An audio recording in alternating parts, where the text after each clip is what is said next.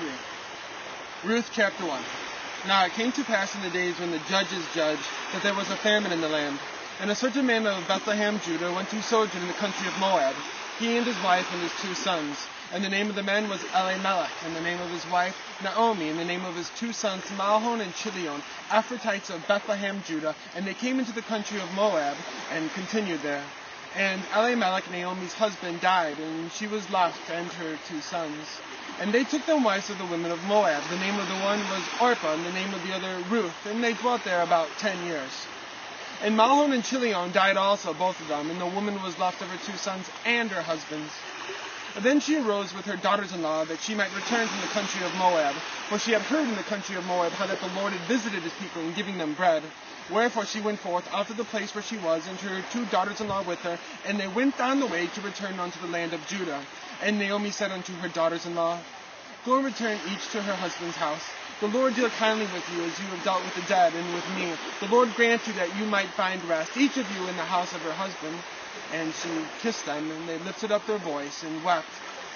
And they said unto her, Surely we will return with thee unto thy people. And Naomi said, Turn again, my daughters. Why will you go with me? Are there yet any more sons in my womb, that they might be your husbands? And she said, Turn again, my daughters, go your way. For I am too old to have a husband. If I should say I have hope, if I should have a husband also tonight, and should also bear sons, would you tarry for them till they were grown? Would you wait for them from having husbands? No, my daughters. For it grieveth me much for your sake that the hand of the Lord has gone out against me. And they lifted up their voice and wept. And Orpah kissed her mother-in-law, but Ruth clave unto her.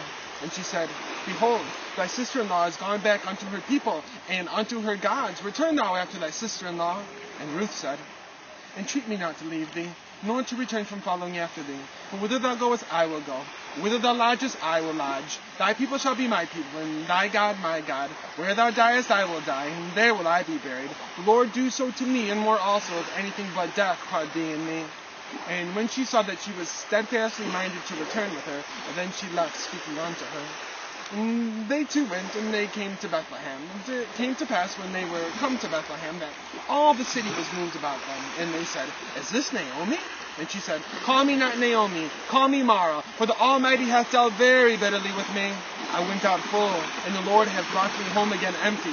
Why then do you call me Naomi, seeing the Lord hath testified against me, and the Almighty hath afflicted me? So Naomi returned, and Ruth the Moabitess, her daughter-in-law with her, out of the country of Moab, and they came unto Bethlehem at the beginning of barley harvest.